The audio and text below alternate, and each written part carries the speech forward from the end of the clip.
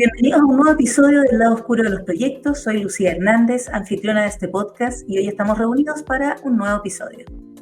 En este espacio vamos a conversar de los desafíos que nos toca vivir en los proyectos y cómo vamos lidiando con ellos, ¿cierto? Y aprendiendo. La aventura hoy la vamos a compartir con Leopoldo Ortiz, con quien vamos a hablar del poder que tiene la cultura en las organizaciones y lo invisible que resulta muchas veces para quienes dirigen proyectos y procesos de cambio. Leopoldo es ingeniero de sistemas, tiene más de 30 años de experiencia, partió trabajando en proyectos con desarrollo tecnológico, luego pasó por la PMO y dio un giro a su carrera profesional. Hoy ya tiene más de 8 años trabajando en el mundo académico como profesor en la Escuela de Ingeniería y Negocios, en pregrado, en posgrado, impartiendo clases en cursos de transformación digital, desarrollo organizacional, gestión del cambio, AI, Lean Scrum, Lean Startup, entre otros. Y también ha desarrollado su beta como coach ontológico empresarial y, por cierto, que es un muy buen coach. ¿Cómo estás, Leopoldo? Bienvenido. Muchas gracias, Lucía. Un placer de estar contigo acá conversando sobre este mundo apasionante que es la gestión de proyectos. Así que estoy aquí listo para iniciar la conversación. Súper. Muchas gracias, Leopoldo, que nos estás acompañando desde Perú, desde Lima, ¿cierto? Sí. Así es, así es. Bueno, Leopoldo, cuéntanos un poco de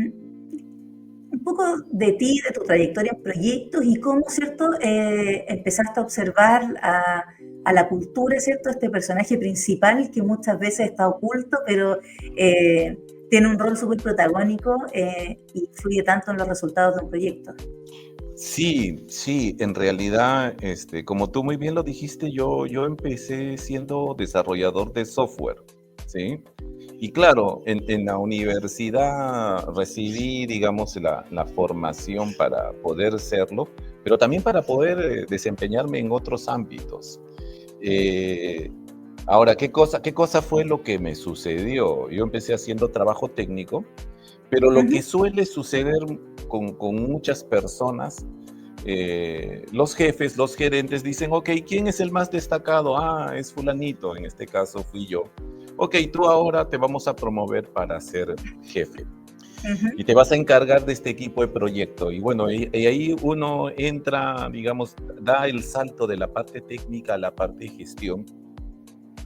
Y uno, si bien es cierto, puede haber recibido los cursos teóricos, no está preparado desde el punto de vista de cómo liderar personas, ¿no?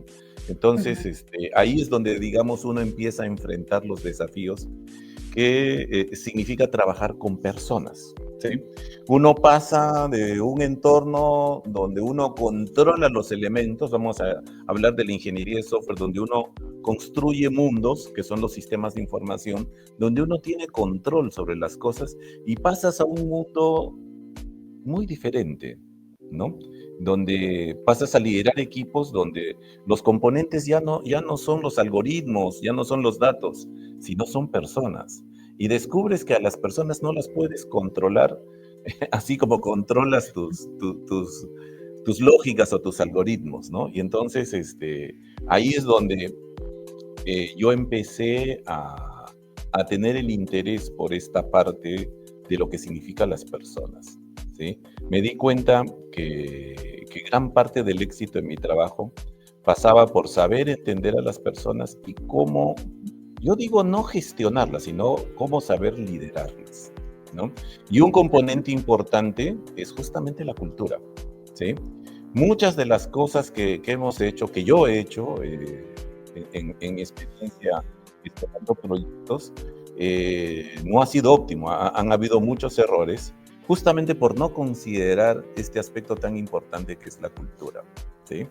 ¿Y qué cosa es la cultura? La cultura la vamos a definir como, vamos a decirlo así, en un mundo corporativo puede ser las formas como se trabajan, puede ser cuáles son esas creencias, cuáles son esos valores. Ahora, ¿por qué es tan importante la cultura? Porque en realidad la cultura determina cómo las personas se comportan, ¿sí? Y si uno quiere, digamos, en un proyecto que es una intervención en una organización. Cambiar, por ejemplo, las formas, cómo se hacen las cosas, definitivamente el componente cultural tiene que estar presente. Y lamentablemente, yo digo, a los ingenieros no se nos forma en ese ámbito. No. Y es más,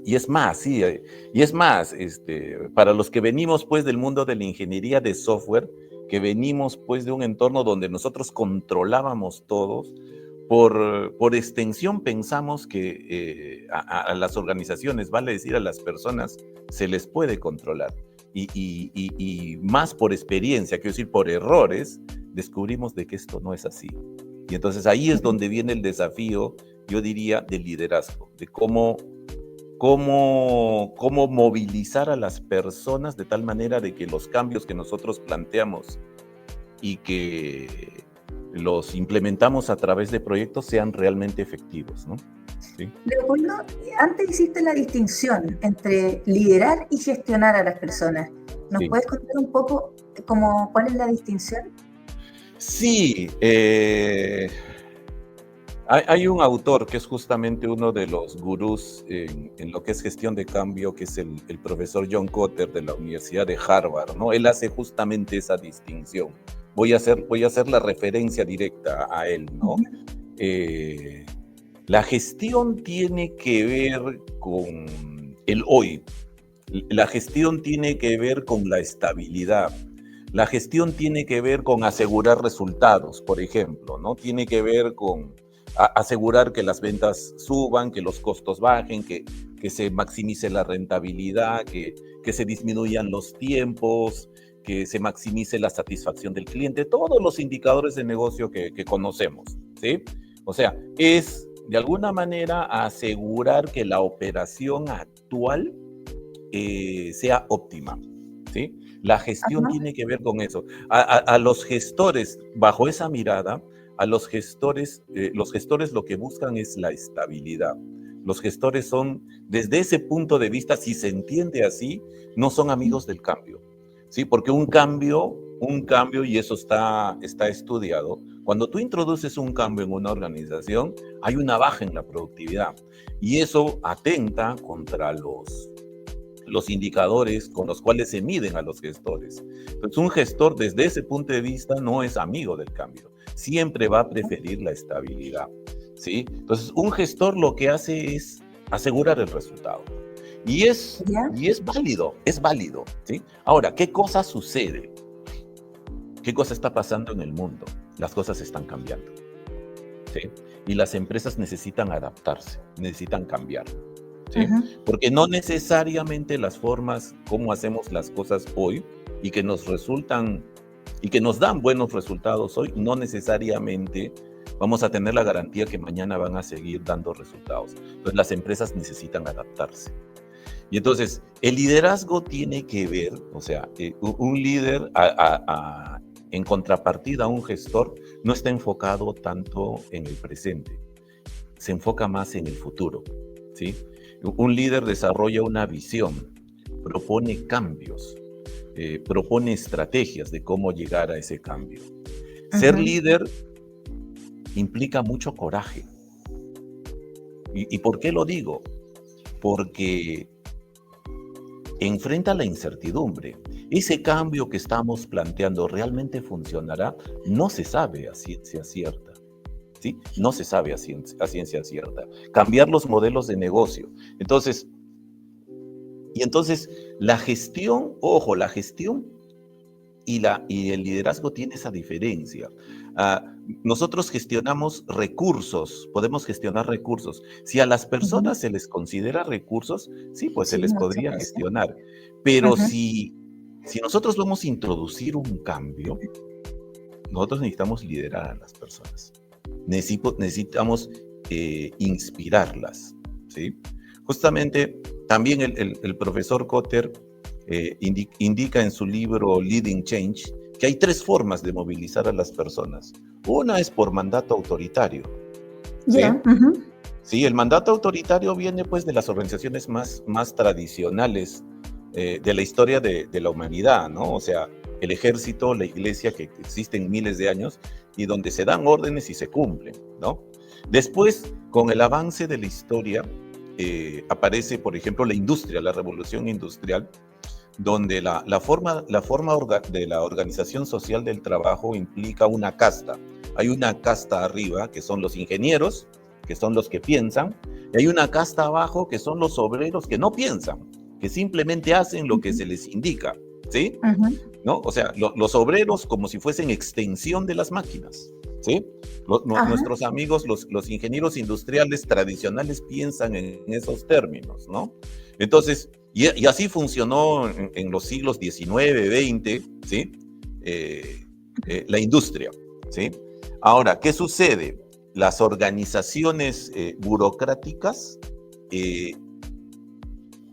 heredan eso, ¿sí? Heredan lo que se llama la microgestión. La microgestión hay un grupo de personas que son los ingenieros que definen cómo es el trabajo, paso a paso, y los obreros agarran eso y lo cumplen al pie de la letra.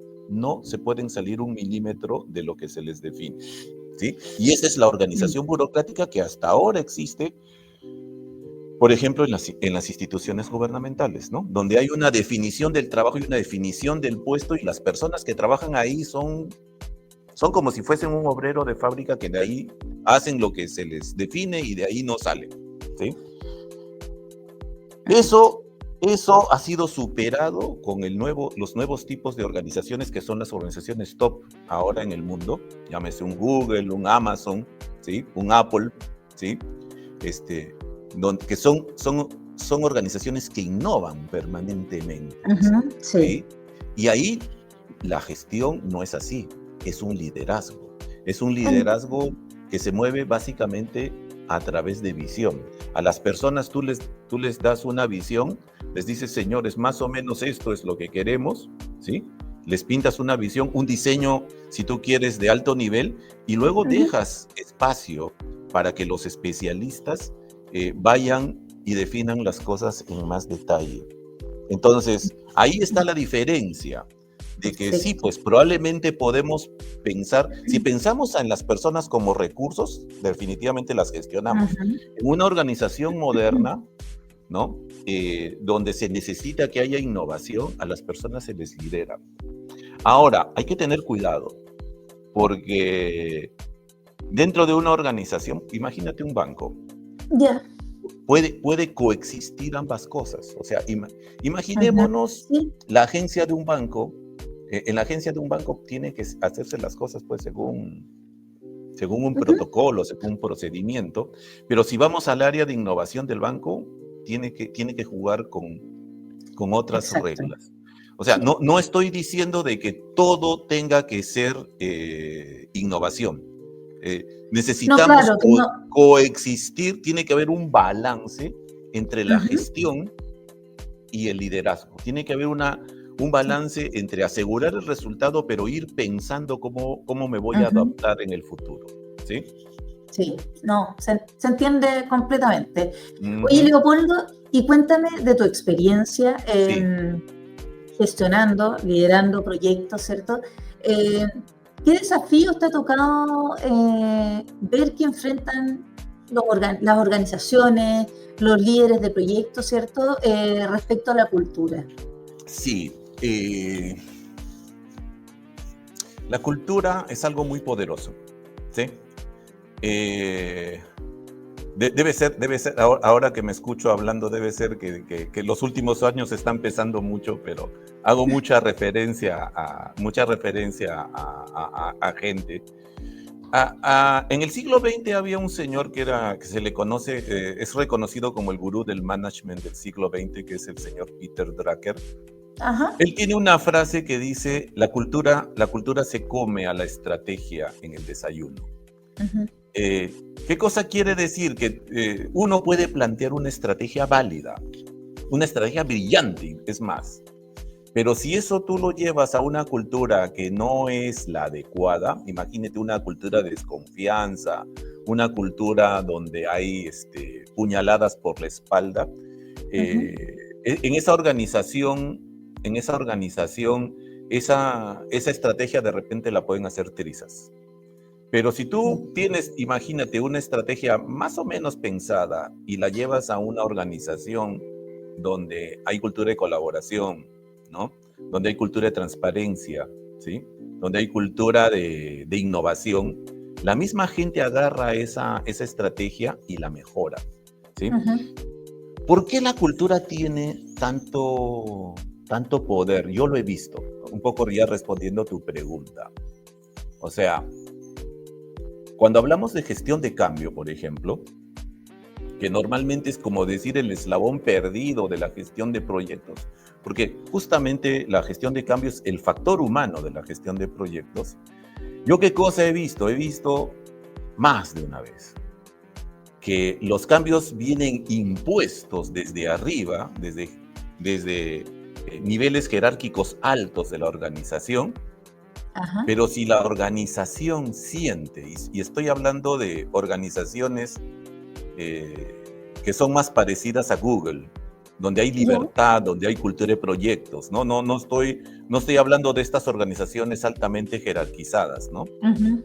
Eh, en ese tipo de organizaciones yo he visto más de una vez a los jefes de muy alto nivel, de muy alto nivel, intentar imponer cambios. Pero ¿qué cosa sucede? La organización, ese tipo de organizaciones son como si fuesen seres vivos. Es como si fuese un animal. Y si a ese animal, y voy a hacer esa metáfora, ¿ya? Tú le planteas un cambio que, que toca sus intereses, que afecta sus intereses, el animal se defiende, Ujú. ¿sí? Se defiende. Y probablemente no sea una resistencia abierta muchas veces, sino que es una resistencia pasiva u oculta. O sea, las jerarquías dicen, vamos a hacer esto. ¿Quién, por ejemplo, dicen, vamos a hacer esto? ¿Quién no está de acuerdo? ¿Sí? Un poco desafiante, ¿no? Y nadie Ujú. dice nada, no, sí, No. está bien, No. sí. Pero la gente si siente que, no sé, pues, que con el cambio, imagínate, que con el cambio va a bajar su productividad, y a ese grupo de personas se les mide de una determinada manera que si no alcanzan un indicador, no alcanzan a tener un bono que se paga a fin de año, la gente instintivamente va a tender a defender sus intereses, Ujú. ¿sí? Sí. Entonces, es interesante hablar de esto porque hay dos formas de mirar a las organizaciones. ¿Ya? Hay un autor que yo he leído hace poco, que es un francés, que es Frédéric Laloux. Tiene un libro que yo recomiendo que se llama Reinventing Organizations. ¿Ya? Ya. Ahí, digamos que él hace un recorrido y crea un modelo de cómo la humanidad, los seres humanos, hemos visto a la organización. La forma como nosotros vemos a la organización, o sea, cómo es nuestro paradigma o nuestro modelo mental en relación a la organización, define cómo nosotros actuamos.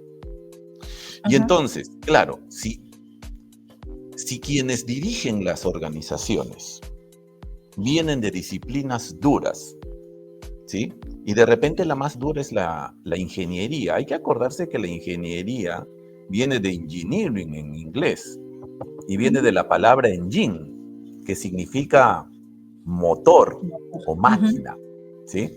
Entonces, y claro, y los ingenieros estamos acostumbrados, cuando trabajamos técnicamente, a tener el control de las cosas, Ujú. ¿sí? Oye, sí. Entonces, ¿qué pasa? Cuando nosotros se nos da la ocasión, la chance, y ahí es donde yo he tenido el choque, pues que te digo, ¿no? El choque de que vamos y queremos gestionar o dirigir o liderar una organización o parte de ella, nos damos cuenta pues de que las personas no son piezas de máquina. Y Ujú. claro, si los líderes arriba vienen de disciplinas duras como la ingeniería, las finanzas, ¿no? Son economistas, ¿no? Y ven todo como si fuese una máquina, suponen que la organización se puede gestionar como si fuese una máquina, la ven como una Ujú. máquina y las personas son piezas de una máquina. Y si una pieza no funciona, dicen, bueno, ok, la reemplazo. Y ya está. ¿Sí? Y ya está. Y entonces, y claro, y bajo ese paradigma dicen, bueno, yo tengo la autoridad, yo doy una orden y la gente tiene que hacerme caso. Y eso, Lucía, déjame decirte, yo lo he visto más de una vez, ¿no? No ha funcionado. Por lo menos en las organizaciones donde yo he trabajado, que tienen una cultura, vamos a decirlo así, no jerárquica, sino más Ya. horizontal, una cultura más de innovación,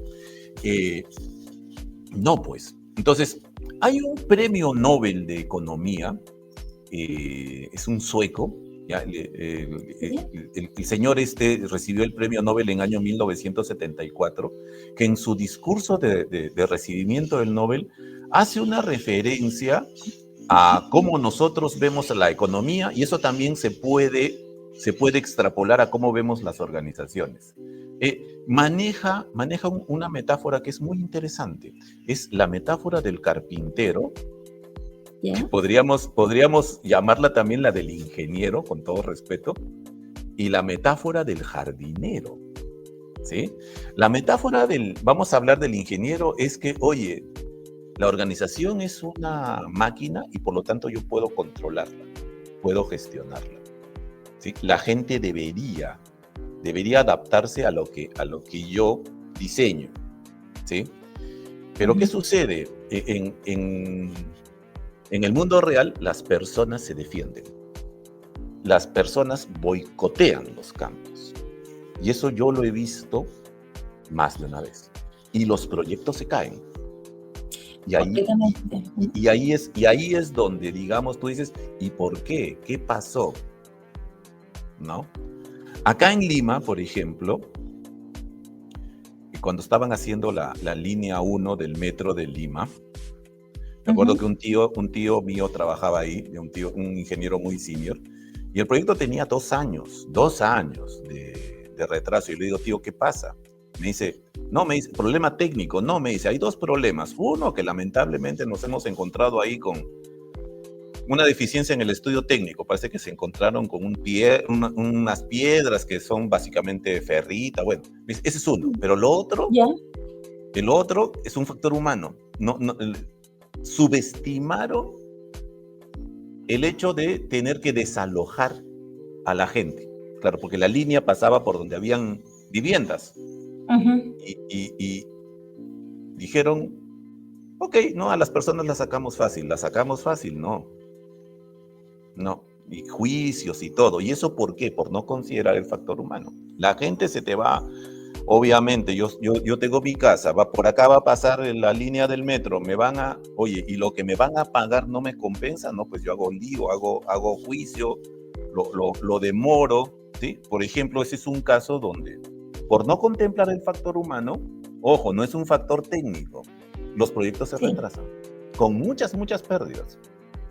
¿Sí? No, o sea, aquí en Chile, por ejemplo, tenemos un proyecto emblemático por no considerar el factor humano, teniendo problemas de diseño, pero en el año, no sé si fue en el 2007 o 2008, no recuerdo, se lanzó el Transantiago, que cambió todo el sistema de transporte en Santiago, en la capital, y fue realmente caótico. Claro, quienes lo diseñaron no consideraron el punto de vista del usuario, ¿cierto? Y bueno, tuvimos los problemas que tuvimos, que salió en todas las noticias, han hecho muchos programas de análisis y de estudio al respecto. Sí, y entonces, ¿qué sucede? Que los enfoques modernos de gestión de cambio te dicen tiene que ser necesariamente participativo. Y claro, los ingenieros, y no quiero ser irrespetuoso, pero normalmente, ¿ya? Y es lo que he visto, es que dice, ay, qué pereza, qué aburrido, tenemos que tratar con personas, ¿no? Entonces, ¿por qué? Porque no está dentro de nuestra preparación, ¿sí?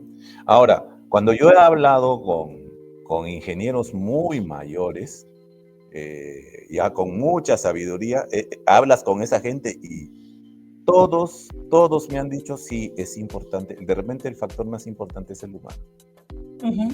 Porque los problemas técnicos, mal que bien, se resuelven. Los ingenieros son realmente competentes como para poder hacer lo que se les pide. Pero donde se falla es vamos a decirlo así, en levantar la necesidad. O sea, mejor dicho, el problema, la mayor cantidad, sí, la mayor cantidad de problemas no es que los productos o los servicios se construyan mal. El problema es que se construye el producto o servicio que no se necesita. Exacto, para una necesidad que no, sí. La solución no es que el problema no es la solución propiamente, sino cuál es el problema que realmente está abordando. Y eso es un tema de gestión de cambio. Entonces se necesita hacer partícipe a los interesados desde el inicio del proyecto. Sí. Sí, identificarlos bien también, porque sí. Yo no sé si, al menos de lo que me ha tocado ver a mí, si a lo mejor a las personas les da tanta pereza o flojera, ¿cierto? O plata, cuando dice, trabajar con personas, sí, yo siempre siento que, o sea, con trabajar con personas se complejiza todo, digamos, porque las personas somos complejas. Sin embargo, creo que muchas veces pecamos, y me incluyo, como más en ignorancia que en no querer hacerlo, sino como que yo he ido aprendiendo, equivocándome en el fondo, cuando no consideré a X persona, aprendí, como para la siguiente, pero en el fondo ha sido como, aquí en Chile es como a punta de porrazo, en el fondo. Sí, es que en realidad ese aburrimiento, esa pereza, en realidad, y lo digo con respeto, ¿ya? En realidad es que no tiene todavía desarrollada esa competencia. ¿Sí? No tiene desarrollada esa competencia. Que mi trabajo también implicaba hacer eso. Entonces dice, no, o sea, ¿sí? Y entonces, en la medida tenemos conciencia de que ese factor también es importante, no es algo que tenga que ver con las áreas de recursos humanos, gestión humana, no, que ellos se encarguen, no. Todos los profesionales que gestionan proyectos, sean ingenieros, sean financieros, sean economistas, de la rama que vengan, necesitan considerar ese factor. Absolutamente. Tú dices ya, una de las cosas que tú has visto, uno de los problemas o errores es que no se considera, ¿cierto?, a las personas desde un principio, a las personas que se tienen que considerar desde un principio. ¿Hay algún otra cosa que tú hayas observado que a lo mejor no se aborda bien y que se puede mejorar desde el punto de vista de gestión del cambio? Sí, o sea, muchas veces también, ¿sabes qué sucede? Que líderes del área tecnológica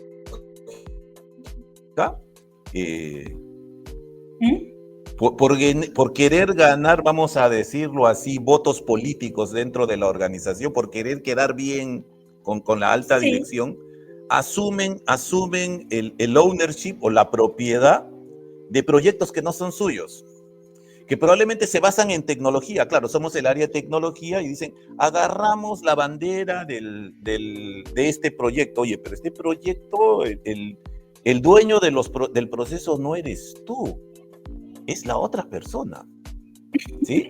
Y aún así agarran el ownership y, de nuevo, por querer tener réditos políticos, ¿no? Y terminan, digamos, y esas son las cabezas, y vienen y delegan a project managers del área de tecnología que no tienen tanto poder definitivamente, pero que necesitan involucrar a las áreas realmente dolientes. Y entonces, si no hay respaldo político, los proyectos no avanzan. Ese es otro gran problema que yo he visto, y eso tiene que ver con cultura también. Sí. Oye, ese proyecto no es tuyo, ese proyecto lo debe mover la otra persona. Lo que tienes que hacer es convencer al process owner, ¿no? Al dueño del proceso, que lo tome y que esa persona lo mueva. porque son, Claro. son sus procesos los que se tienen que ver afectados. Su gente tiene que estar involucrada, ¿sí? Entonces, Mm. ahí es donde no, las cosas no funcionan, Y ¿sí? a ti te ha tocado ver, por ejemplo, a mí me ha tocado ver aquí en Chile, como en algunas organizaciones más que en otras, porque es un tema cultural, Sí, el tema del ownership, qué tan sí, responsable, qué tan dueño me siento yo de un proceso, y por lo tanto me hago cargo. Cuando hay un proyecto que lo va a modificar, es sí. como que otros me vienen a modificar ese proceso que en el papel dice que es mío, pero en el fondo no lo es, porque la persona no lo reconoce, es como un hijo no Sí, reconocido. claro, si el dueño del proceso no te compra el cambio, ya estás en problemas. Porque entonces tú vienes como área de la, vamos a decirlo así, de un área tecnocrática, llámese procesos, llámese sistemas, a querer imponer. Claro, tú dices, oye, la idea es buena, esto va a ser para el bien de la organización. O sea, ¿hay una falla en la estrategia? No. ¿La idea es mala? No. El problema es cómo se implementa. Si el process owner, el dueño del proceso, no lo ve y aún así te embarcas en el proyecto, ese proyecto tiene, tiene su partida de función casi firmada ahí Así, mismo. crónica de una muerte anunciada, sí. Se va a caer ahí, se va a caer ahí. Sí. Y no se trata de ponerle ganas, pues. Ah, no, nosotros le vamos a poner ganas, lo vamos a mover. No, no. Entonces, ese es el tema que se necesita realmente convencer y movilizar a las personas correctas, Ujú. ¿sí? Y a veces, pues, los jefes caen en aburrimiento, ¿no? Qué aburrido tener que convencerlo.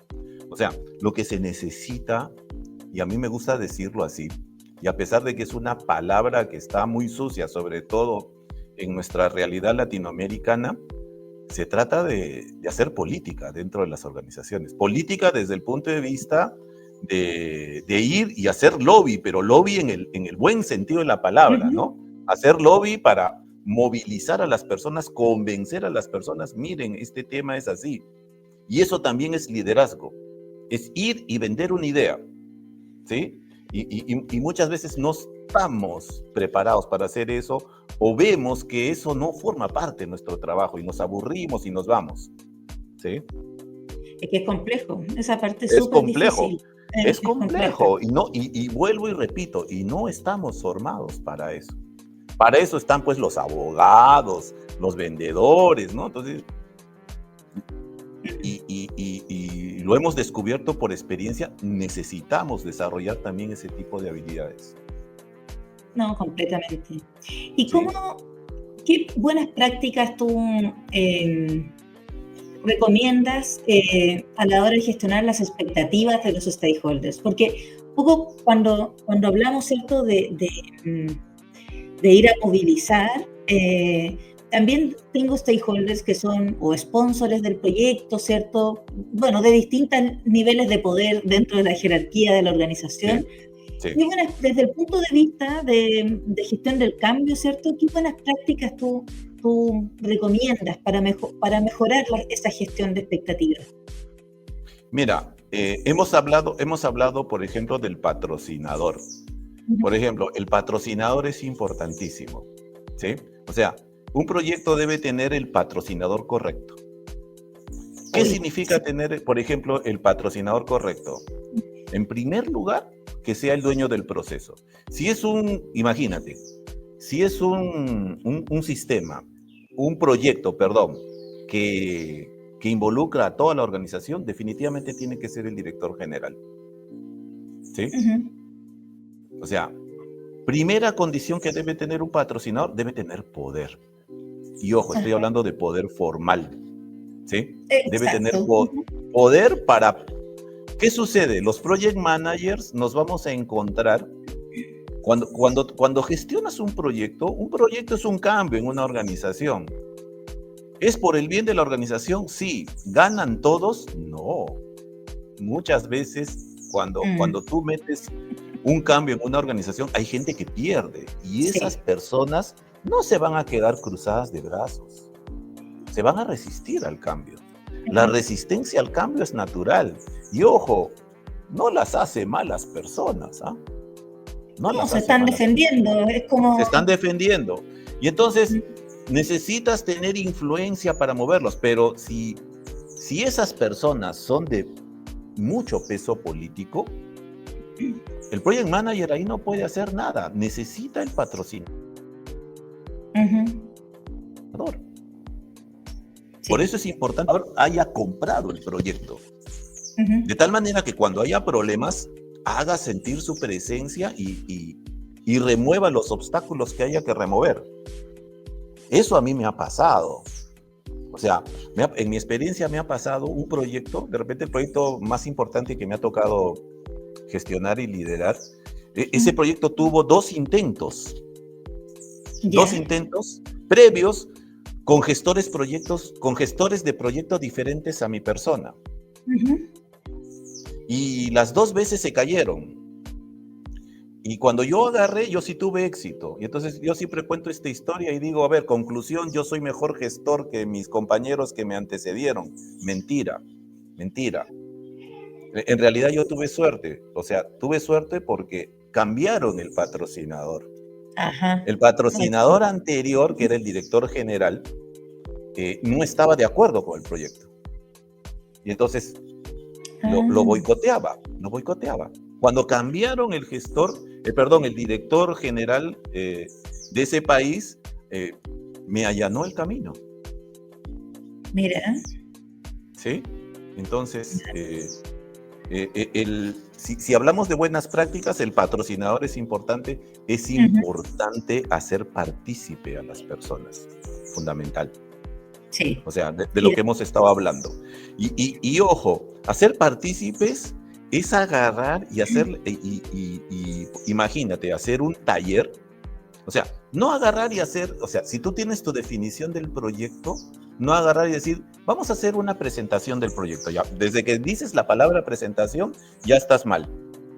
Porque una presentación significa agarrar, convocarlo y decir, señores, por si acaso, el proyecto lo hemos definido de esta manera y la comunicación es, vamos a decirlo así, unidireccional. No, necesitas hacer un workshop, un taller. Mesas de trabajo. Ya unas mesas de trabajo donde, señores, más o menos hemos pensado que el proyecto es así. A ver, ¿qué les parece? ¿Qué les parece la definición? ¿Qué les parece los objetivos? ¿Qué cosa cambiarían? ¿Qué riesgos identifican ustedes? ¿A quiénes tenemos que involucrar? Es abrir para que la gente participe y ahí tú ganas 2 cosas que son muy poderosas. Uno es tu proyecto va a estar mejor definido, que ya es tremenda ganancia.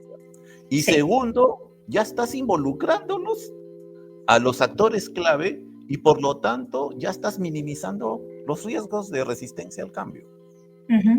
Claro, toma más tiempo. Es más trabajo.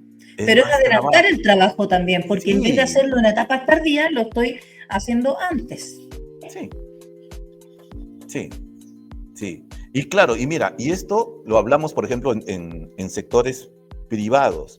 Cuando esto lo llevamos al sector público, imagínate, que tiene normatividades más, hay más control y todo, el desafío es aún mayor, ¿no?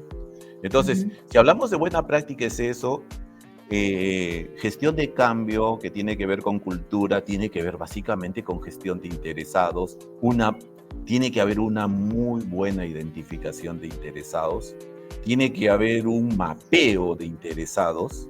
El mapeo de interesados significa, oye, ¿quiénes son los interesados que tienen más poder? ¿Quiénes son los interesados que son más afectados? Y a esos darle la prioridad. Mapear a los interesados significa, oye, a ver, en el taller o en esas mesas de trabajo que tú dices, vamos observando cómo se comportan y ir viendo más o menos a ver quiénes están con nosotros, quiénes se oponen a nosotros. Y preguntar, ¿y por qué te opones? ¿Sí? Porque, ojo, puede haber gente que se opone al cambio y de repente lo hace con buenas razones y son razones que nosotros no estamos viendo. Exacto. ¿sí? Y entonces hay que ser muy respetuosos también. Ahora, lo que yo digo, los más peligrosos son los que te sabotean el proyecto, pero como se dice, de manera oculta. Los que están callados, pero te Para sabotean. callados, sí. Esos Sí. son los más peligrosos. A esos hay que verlos, hay que identificarlos. Bueno, se trata de hacer ese juego político, de tratar de Ujú. convencerlos para que se suban al carro del cambio, para que se suban al carro del proyecto. Seguramente hay casos donde la gente no quiere cambiar y bueno, hay que pensar en reubicarlos dentro de la organización o desvincularlos. No queda otra. No, ¿Sí? claro, Sí, completamente, sí, sí, sí, sí. sí. Esas son buenas prácticas, son algunas. Es importante también diagnosticar cultura. Hay modelos de diagnosticar cultura, hay técnicas de diagnosticar cultura. Hay algunos, algunos métodos de diagnosticar cultura que son muy peculiares, ¿sí? Por Muy ejemplo, peculiares. como... O sea, se les cuenta una historia, es una historia muy controversial, ¿sí? Que es como tipo una película, ¿sí? Donde hay unos personajes y y se les pide a los participantes que hagan un ranking donde evalúen quién es el personaje que ha tenido el comportamiento más ético. El segundo, el tercero, el cuarto, el quinto es el menos ético. Y en Ya. función, de lo que las personas responden, puedes hacer un diagnóstico de cultura. Y es como un juego. Mira, ya, Es una sí. dinámica, es una dinámica. Y es muy interesante porque tú sabes que a los seres humanos nos gustan las historias, los cuentos. Es como una Ujú. película corta y, y cuando se les pide eso, las personas se muestran tal como son. Muy diferente a cuando tú les dices, oye, ¿cómo es la cultura acá? Entonces, y la gente te empieza a hablar Ujú. desde lo que debe ser.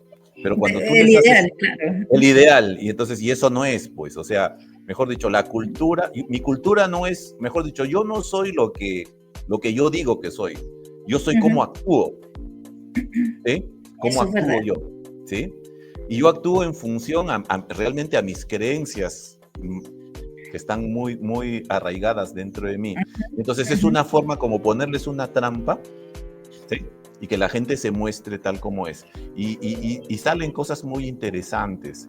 Porque, ¿por qué hacemos diagnóstico de cultura? O sea, la cultura puede ser, oye, en por ejemplo, algunos modelos de cultura, ¿no? Esta es una empresa que tiene cultura de control, Ya. jerarquizada, por ejemplo, ¿no? Control, acá se prioriza el control, o es una cultura donde hay colaboración, la gente trabaja en equipo, o de repente es una cultura de competencia, competimos, o es una cultura donde se valoriza mucho el crecimiento de las personas, ¿no? Y hay marcos de trabajo para diagnosticar cultura. Ujú. Sí. Mira, mira, qué interesante en ese sentido. ¿Y la comunicación cómo se aborda desde la gestión del cambio? La comunicación es preferible trabajarla de manera transparente Ujú. con, si es que es un equipo que trabaja presencialmente con tableros físicos, ¿sí? Ya. ¿Sí? Con tableros físicos. O sea, estos Kanban, Ujú. ¿sí? Que se pone post-its, ¿no? O sea, esos tableros, ahí la comunicación se trabaja mejor de esa manera. Y con rituales en los cuales se tenga comunicación constante. O sea, este tema de las reuniones diarias de 15 minutos, retrospectivas, ¿no? Todo eso Ujú. es importante, ¿no? ¿No? Hay una práctica que se trae de las metodologías ágiles que es el Lean Coffee, ¿sí? Ya. Es una Ujú. conversación informal. Todo eso para facilitar la comunicación. Obviamente que la comunicación está basada en la confianza. O sea, Cuando se arman equipos de proyecto, el líder lo primero que tiene digamos, que crear las condiciones para que se dé es la confianza. Si es que la gente no confía, si es que no hay un ambiente de seguridad psicológica, la gente no se va a comunicar. Entiendo. ¿Sí? ¿Sí? Entonces, entiendo. por ejemplo, si vamos a penalizar errores o vamos a trabajar a la gente por el miedo, la gente difícilmente se va a abrir a comunicarse. La gente va a comunicar un error y no lo va a soltar. Va a decir, no cuento. No, claro. Ya sabe lo que pasa en ese sentido. Sí. Sí. Por eso la cultura influye mucho en la forma en cómo nos comunicamos finalmente. La cultura de una organización, de un país, etcétera. Sí. Leopoldo, y si tuvieras que, ya hemos hablado de hartas cosas, pero si tuvieras que considerar 3 factores por qué los proyectos fracasan, o entendamos el fracaso que significa que no entregan el valor que prometen, puede que entreguen menos u otro, no sé, pero que no entregan el valor que prometen, entendamos así el fracaso. Sí, yo diría porque no se define bien la necesidad a atender, no se define bien el problema. Ese es uno. Lo otro, y estoy de repente siendo redundante, es porque no se involucran a las personas correctas. ¿Sí? Yo diría eso. Y lo otro es de repente asumir, ¿ya? Y ese también es un error que he visto mucho, que si este proyecto que lo ejecuté en tal país, imagínate, funcionó, o este modo de operar o esta estrategia funcionó bien en este país, la voy a replicar exactamente igual en el otro, ¿sí? Siendo la misma empresa. Yo asumo, y ese es un error, de que va a funcionar. Sí. Y resulta pues de que por más que sea la misma organización, son 2 países diferentes, las fuerzas de venta son diferentes, tienen culturas diferentes y no funciona. ¿Sí? Sí, efectivamente tengo un episodio que habla de la diferencia entre un proyecto pero en distintos países y los problemas que se encontraron con Perú, de hecho, al asumir de alguna manera. Sí, es que hay diferencias culturales, las formas de trabajo pueden ser diferentes, es impresionante, las formas de trabajo diferentes te genera una brecha que puede traer muchos problemas. Sí. Leopoldo, has mencionado muchos libros durante la conversación. Esta pregunta se la hago a todos los invitados. ¿Qué recursos tú le recomiendas a la audiencia? Recursos, entendamos, libros, podcasts, herramientas, metodologías para gestión de proyectos, gestión del cambio. Sí. Bueno, el PMBOK sigue siendo importante conocerlo. En lo que es gestión de cambio, yo manejo hasta 3 marcos de trabajo. Uno es Kotter, los 8 pasos de Kotter. Hay un marco de trabajo que viene de Brasil, de Vicente González, que es Human Change Management Body of Knowledge, que es muy bueno. Y hay un marco de trabajo que es como un paraguas, que es Lean Change Management, de Jason Little. Sí, si hablamos de cultura, muy bueno eso. Dentro del Lean Change Management hay invocaciones a otros marquitos de trabajo. Y en libros, yo diría Leading Change de Kotter, el libro que mencioné, Reinventando las Organizaciones. Hay el libro de Lean Change Management. Y eso, yo diría eso. Y como digamos, lecturas obligadas para quienes quieran entrar a este mundo de la gestión de cambio y del manejo de la cultura. Perfecto. Leopoldo, para ir cerrando, me gustaría preguntarte en qué estás hoy, cuáles son tus próximos pasos. Yo ahorita estoy muy abocado a 2 cosas. Uno es docencia, y justamente en todos estos temas, ¿sí? Estoy muy abocado a también el tema de liderazgo, liderazgo a nivel de posgrado. Me interesa sobre todo que los chicos de pregrado, ya los profesionales más mayores en posgrado, puedan ver esto, la importancia de esto, ¿no? Y que salgan, digamos, con una mirada más amplia, ¿no? Lo que yo siempre les digo es, pucha, a mí como me hubiese gustado que a mis 20 y pocos años, alguien me hubiese dicho esto, ¿sí? Y claro, muchas veces los jóvenes no lo entienden. Es muy típico en algunos jóvenes, ¿no? Entonces, eso, ¿sí? Y entonces, eso. ¿Y qué otros planes tengo? Bueno, también intervenciones en organizaciones, pero ya como consultor, como coach organizacional, ¿sí? Ese es otro capítulo de mi vida. Perfecto, sí. Y muy buen coach, Leopoldo, así que lo he probado en primera persona, así que no, te recomiendo abiertamente a quien me pregunte. Gracias, Lucía. Bueno, Leopoldo, estamos concluyendo este episodio. Te quiero dar las gracias por haberte animado a compartir, a contarnos tu experiencia. Yo espero que a las personas que vayan a escuchar este episodio, ¿cierto?, les sea de mucha utilidad. Conversamos temas que respecto a la gestión del cambio bien importantes y bien tangibles también. Como te dije al inicio, un placer hablar de estos temas. Son temas que a mí me apasionan, ¿sí? Seguramente se nota mi pasión. Sí, definitivamente. Bueno, nos estamos despidiendo y si les Listo, ha gustado, Lucía. Si les ha gustado este episodio, compartan y sigan nuestro podcast y nos vemos en una próxima oportunidad.